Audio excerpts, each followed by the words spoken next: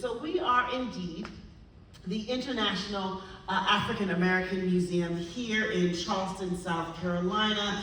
For context, we're just going to start big. We are the second largest institution of our kind in the nation, second only to the Smithsonian, and they're pretty big.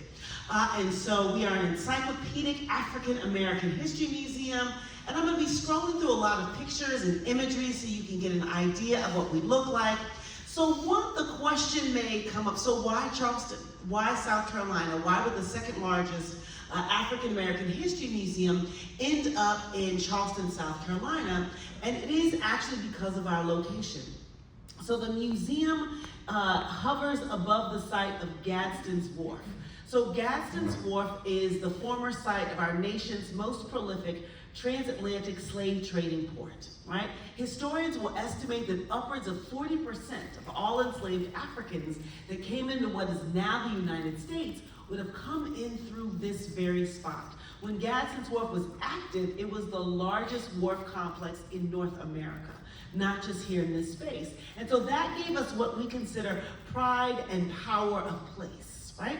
And so we have a lot of curation and exhibition outside of our space that helps us to acknowledge those things. And I see one of my slides. I'm going to scroll past that one real quick. But one of the things that we want folks to understand when they're actually here, two things in particular you will get a sense of when you come to the museum. So first of all, we do have power of place. It's not often that museums get to be in spaces like this. If it's that kind of thing, sometimes you get a statue, a memorial, a garden, or those kinds of things. Rarely does a museum get to occupy that space.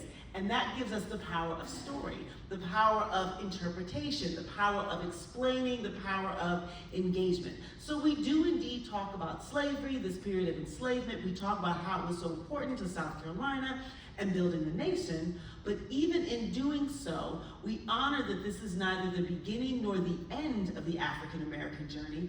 It's in the middle.